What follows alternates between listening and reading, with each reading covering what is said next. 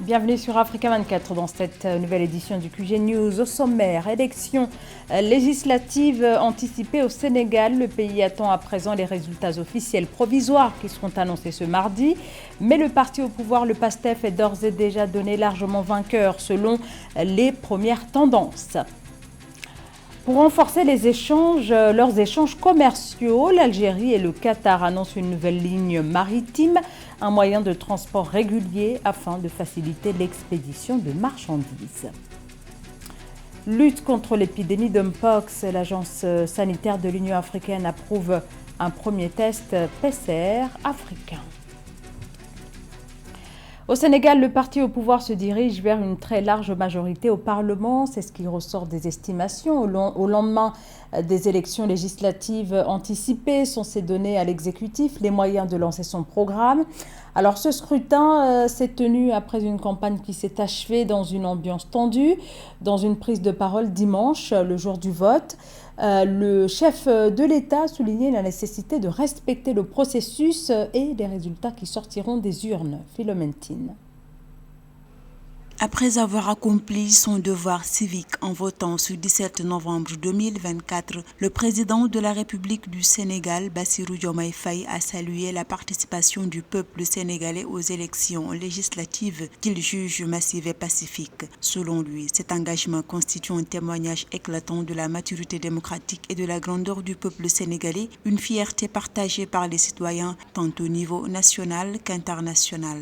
Voilà pourquoi j'ai invité les acteurs politiques dans la campagne électorale à faire preuve de responsabilité pour battre une campagne apaisée, sachant que le jour venu, le peuple aurait la même posture de grandeur qu'on les connaît et qui fait la fierté de tous les concitoyens, de tous les compatriotes sénégalais. Dans un appel à la responsabilité et à la sérénité, le président a invité les électeurs ainsi que les candidats à adopter une attitude pacifique. Le président a ainsi réaffirmé son engagement envers la démocratie et la stabilité du Sénégal, soulignant l'importance de préserver les valeurs qui font du pays un modèle de paix et de cohésion sociale auprès de la communauté internationale. J'invite à nouveau les électeurs, qu'ils soient citoyens simples ou candidats, qu'ils soient tête de liste ou investis, à faire preuve de sérénité, à jouer pleinement la carte de la paix et à recevoir la volonté populaire qui sera exprimée à travers les urnes. Et nous avons tous l'obligation morale de préserver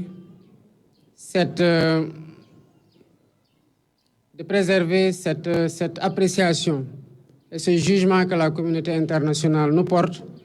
8 mois après la présidentielle qui a porté au pouvoir le président Bassirou Diomaye Faye, plus de 7,3 millions d'électeurs ont été appelés aux urnes pour des élections législatives anticipées du dimanche 17 novembre 2024 au Sénégal. Ceci après la dissolution en septembre 2024 du Parlement issu des élections de 2022. Le PASTEF, parti du président de la République Bassirou Diomaye Faye et de son premier ministre Ousmane Sonko, devrait obtenir une majorité qualifiée selon le porte-parole du gouvernement à l'issue de ce scrutin qui s'est déroulé globalement dans le calme. Philomentine. Le Premier ministre sénégalais est candidat aux élections législatives anticipées du 17 novembre 2024. Ousmane Sonko a exprimé son soutien indéfectible au principe de la démocratie après avoir accompli son devoir électoral en votant dans son fief à Ziguinchor. Tête de liste du parti PASTEF Les Patriotes, Ousmane Sonko a tenu à réaffirmer sa position sur le déroulement pacifique des élections qui, selon lui, est le principe essentiel pour garantir la crédibilité et l'intégrité de ce scrutin. Quand on est en démocratie, il n'y a pas de place pour la violence. Chacun vient exposer son programme avant et pendant la campagne. Et le jour du scrutin, les citoyens choisissent librement. C'est ça la démocratie. Et dans ce schéma, il n'y a pas de place pour la violence. L'appel à la paix de la part des acteurs politiques sénégalais reste dominant. Amadou Ba, comme d'autres candidats, reste fermement engagé pour que le Sénégal demeure un exemple de démocratie en Afrique. Il a exprimé sa satisfaction quant au bon déroulement du scrutin, saluant l'absence d'incidents majeurs pendant la campagne électorale. Nous n'avons pas eu d'incidents majeurs. Je pense même que par moments on a croisé des listes parallèles, mais on a communié, on s'est respecté et ça s'est bien passé pour nous. Maintenant, ça et là, il y a eu des scènes de violence. Dieu merci, en tout cas, il n'a pas été remonté de pertes en vies humaines, ce qu'on avait l'habitude de constater durant la campagne électorale. Les élections législatives du 17 novembre 2024 sont cruciales pour l'avenir politique du Sénégal, avec des enjeux autour de la composition de l'Assemblée nationale et des rapports de force entre les partis politiques. Au Mali, le Premier ministre civil Choguel Maïga invite les généraux au pouvoir à lancer des discussions sur la fin de la période de transition. Une sortie inédite du chef du gouvernement dans ce pays dirigé par des militaires depuis les coups d'État successifs de 2020 et 2021. Samantha Saberou, Saboubanga. Au Mali, le Premier ministre Choguel Kokala Maïga a interpellé les autorités de la transition sur le retard dans le processus démocratique et l'organisation des élections. S'exprimant lors d'un meeting samedi 16 novembre 2024, le Premier ministre Choguel Kokala Maïga a appelé les militaires au pouvoir à discuter de la fin de la période de transition en cours. Que je dis qu'il inspecte la confusion et de l'amalgame qui plane sur la transition malienne.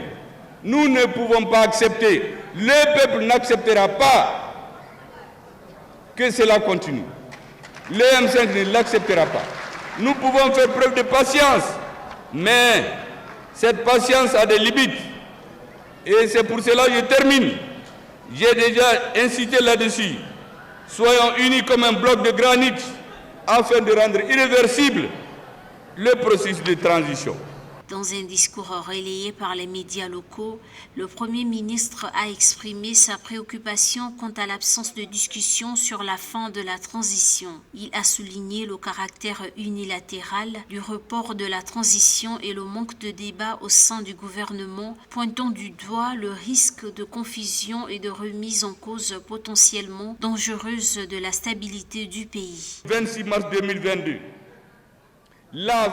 la fin de la transition à 24 mois par un décret du 6 juin 2022. Donc la transition est censée prendre fin le 26 mars 2024. Mais elle a été reportée sine die, unilatéralement, sans débat au sein du gouvernement. Est-ce que vous pouvez imaginer ça? J'ai appris dans les médias que la transition a été reportée, alors que j'ai signé le décret qui met la fin à 2024. Rappelons qu'en juin 2022, les militaires au pouvoir s'étaient engagés à organiser des élections, puis à remettre le pouvoir aux civils avant fin mars 2024. Mais ils ont ensuite reporté la tenue du scrutin pour une durée indéterminée, suscitant des réactions critiques, notamment de la part du mouvement M5 RFP. C'est dans un contexte de tension avec le pouvoir militaire à la tête du Niger que l'entreprise française spécialisée dans l'uranium Orano a annoncé le 15 novembre dernier suspendre ses dépenses liées aux activités d'extraction afin de prioriser le paiement des salaires. Décision actée au moment où les autorités nigériennes se rapprochent de plus en plus de la Russie et de la Turquie pour exploiter ces ressources naturelles. En juin 2024, le Niger avait retiré à Orano le permis d'exploitation de l'un des plus grands gisements au monde. Le Niger fournit actuellement 4,7% de la production mondiale d'uranium. L'Agence nationale pour la promotion du commerce extérieur a annoncé le lancement d'une ligne maritime directe pour le transport de marchandises entre l'Algérie et le Qatar. Cette initiative vise à développer les échanges commerciaux entre les deux pays. Les précisions de Marie-Raphaël Antolo. En Algérie, l'Agence nationale pour la promotion du commerce extérieur a annoncé le 14 novembre 2024 le lancement d'une ligne maritime directe pour le transport de marchandises entre l'Algérie et le Qatar. Initié par la Compagnie nationale algérienne de transport maritime, ce projet est mis en place en vue de faciliter et dynamiser les échanges commerciaux entre les deux pays. De l'avis de certains experts, les entreprises algériennes vont disposer d'un moyen de transport régulier et direct pour acheminer leurs produits vers le marché qatari, offrant ainsi une alternative plus rapide et efficace au circuit logistique existant. Nous avons défini les priorités et tracé des objectifs communs afin d'orienter nos efforts vers des projets bien définis pouvant faire l'objet de partenariats ou redynamiser les échanges commerciaux entre nos deux pays. Tous ces axes ont été examinés et étudiés pour passer à la phase de l'exécution. Selon le ministre algérien du Commerce et de la Promotion des exportations, Tayeb Zitouni, en 2023, le montant des échanges commerciaux entre les deux pays était de 80 milliards de dollars, un chiffre qui selon lui ne reflète pas pleinement la force des relations politiques et économiques entre l'Algérie et le Qatar. D'après les autorités algériennes, le Qatar a une économie en pleine expansion et a une demande croissante de produits diversifiés, représentant une opportunité intéressante pour les exportateurs algériens. La présence des entreprises algériennes au Qatar permet de renforcer la coopération bilatérale entre nos deux pays. La présence de représentants qataris du secteur privé renforce également la complémentarité économique algéro-qatari. Avec ce projet, les autorités algériennes souhaitent offrir aux entreprises locales un accès à de nouveaux marchés, ce qui pourrait contribuer à dynamiser l'économie nationale. La ligne maritime entre l'Algérie et Doha marque ainsi une nouvelle étape dans la coopération économique entre les deux pays, avec des perspectives prometteuses pour les échanges commerciaux à venir. La lutte contre Mpox s'organise sur le continent où l'épidémie s'étend particulièrement en Afrique centrale, faisant plus de 800 morts. Face à l'urgence, le Centre africain de contrôle et de prévention des maladies vient d'approuver un premier test PCR africain, un protocole développé par une entreprise marocaine. Kamesh Katapoulé. Africa CDC évoque une avancée majeure. L'Agence sanitaire de l'Union africaine a validé le 14 novembre le premier test PCR africain pour faire face à la propagation du Mpox sur le continent. Il est fabriqué au Maroc par l'entreprise Moldiag, une étape importante pour le continent en quête d'autosuffisance médicale. Chez Moldiag, nous nous engageons à soutenir la résilience de la santé en Afrique grâce au développement d'outils de diagnostic fabriqués localement.